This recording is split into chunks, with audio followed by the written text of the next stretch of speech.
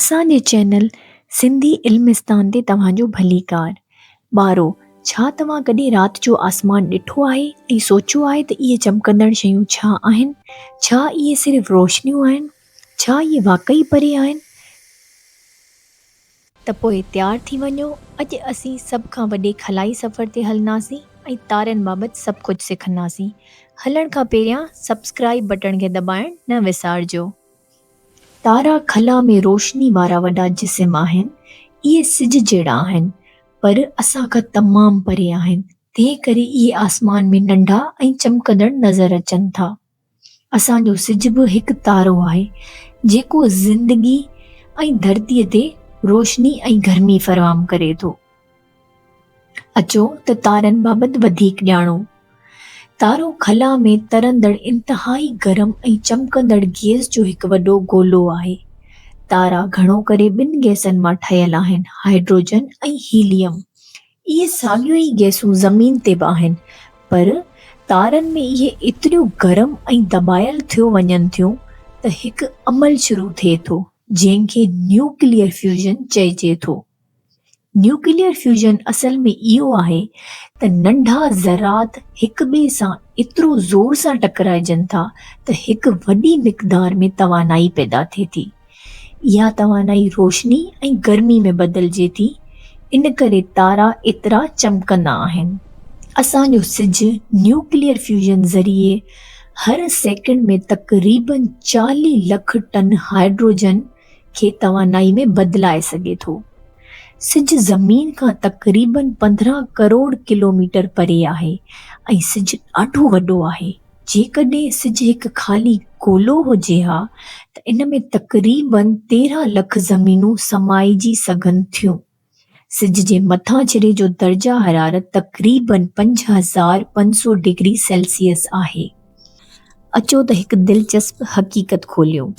सिज जी रोशनी 3 लख किलोमीटर फ़ी सेकंड जी रफ़्तार सां सफ़र कंदी ज़मीन ताईं पहुचण में तक़रीबन 8 मिंट 20 सेकंड वठे थी।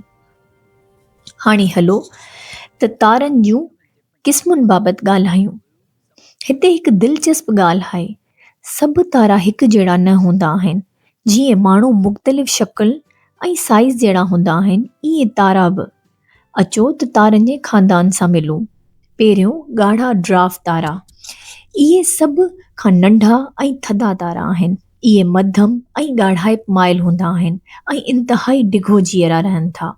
असांजी कहकशां में अक्सर तारा ॻाढ़ा ड्वार्फ आहिनि। पोइ आहिनि पीला तारा। जीअं असांजो सिज विचोली साइज़ जा, विचोली गरम ऐं इहे तक़रीबन 10 अरब साल ज़िंदा रहनि था। अॻिते आहिनि नीरा तारा।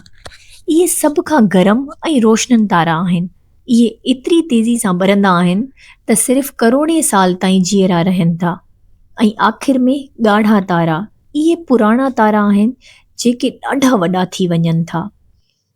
हाणे हिकु दिलचस्प हक़ीक़त। सभ खां गरम तारा नीरा अछा तारा हूंदा आहिनि ऐं 50,000 डिग्री सेल्सियस खां वधीक गरम थी सघनि था। इहो असांजी सिज जे मथां छिरे खां तक़रीबन 10 गुना वधीक गरम आहे। हाणे अचो त तारे जी ज़िंदगी बाबति ॻाल्हायूं। हिकु तारे जी हैरत अंगेज़ ज़िंदगी जो सफ़र करियूं। तारा गैस ऐं धूड़ जे वॾनि बादलनि में जनम वठनि था, जिन खे चइजे थो नेब्यूला।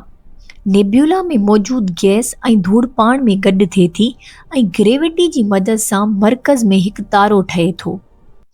इहो तारो जॾहिं काफ़ी मास हासिल करे थो त तारनि में न्यूक्लियर फ्यूजन शुरू थी वञे थी ऐं इहो रोशनी ॾियणु शुरू करे थो। अरबे सालनि ताईं तारो ख़ुशी सां पंहिंजे मर्कज़ में हाइड्रोजन ॿारे रहे थो। इहो मेन सीक्वेंस मरहलो आहे, तारनि जी ज़िंदगी जो सभ खां डिघो ऐं मुस्तहकम वक़्तु। आख़िर में हाइड्रोजन ख़तमु थियणु लॻे थी।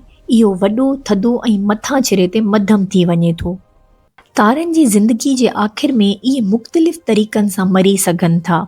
नंढा ऐं विचोली साइज़ जा तारा आहिस्ता आहिस्ता थधा थींदा आहिनि ऐं नंढनि गोली वांगुरु रहिजी वेंदा आहिनि। पर वॾा तारा धमाके सां वञनि था। इहे हिकु शानदार सुपर नोवा में फाटनि था, काइनात जी सभ खां ताक़तवर धमाकनि मां हिकु ऐं न्यूट्रॉन स्टार या कारो सोराख़ छॾे वञनि था। अचो हिकु अहिड़ी शइ बाबति ॻाल्हायूं जेका इंसान हज़ारे सालनि खां पसंदि कंदा रहिया आहिनि, तारनि जा नक्शा या बुर्जूं। छा तव्हां कॾहिं राति जो आसमान ॾिठो आहे? केतिरा तारा हूंदा आहिनि। कुझु तारा गॾिजी हिकु शक्ल ठाहिनि था, इन्हनि शक्लुनि खे बुर्ज चइजे थो। पहिरियों ओरियन जो शिकारी ही सभ खां मशहूरु बुर्ज आहे। इन में 3 तारा हिकु सिधी लकीर में हूंदा आहिनि। इन्हनि खे ओरियन जो पटो चइजे थो। ॿियो वॾो डिपर ही हिकु वॾे चमचे जहिड़ो आहे। चमचे जे पुछ वारे पासे बि तारा आहिनि। इन 2 तारनि खे सिधो मथे ॾिसो। उते हिकु तारो आहे जेको हमेशह उत्तर ॾांहुं आहे। इन खे उत्तर वारो तारो चइजे थो। वारो असांजो शानदार सफ़र हिते ख़तमु थियो। अचो त आख़िर में कुझु ख़ासि ॻाल्हियुनि ते नज़र विझूं। तारा न्यूक्लियर फ्यूजन ज़रिए तवानाई ठाहींदड़ इंतहाई गरम चमकंदड़ गैस जा वॾा गोला आहिनि। तारा मुख़्तलिफ़ साइज़नि ऐं रंगनि में अचनि था। ॻाढ़ा ड्राफ, पीला तारा, नीरा तारा ऐं ॻाढ़ा तारा। इहे नेबोली में जनम वठनि था, अरबे सालनि ताईं जीअरा रहनि था ऐं अछनि ड्राफ या शानदार सुपरनोवा में ख़तमु थियनि था। आसमान में इहे ख़ूबसूरत तारनि जा नक्शा इहे बुर्जूं आहिनि ऐं इंसान इन्हनि खे हज़ारनि सालनि खां कहाणियूं ॿुधाईंदड़ ऐं रस्तो ॻोल्हण लाइ इस्तेमालु करे रहिया आहिनि। खला एतिरी वॾी ऐं एतिरी हैरत अंगेज़ आहे ऐं सभ खां सुठी ॻाल्हि अञा हमेशह वधीक ॻोल्हण लाइ मौजूदु आहे। त जेकॾहिं तव्हांखे ही वीडियो पसंदि आई, लाइक बटन दॿायो ऐं असांजे चैनल खे सब्सक्राइब कयो। ईंदड़ भेरे ताईं मथे ॾिसंदा रहो, सवाल पुछंदा रहो ऐं दुआउनि में यादि रखो।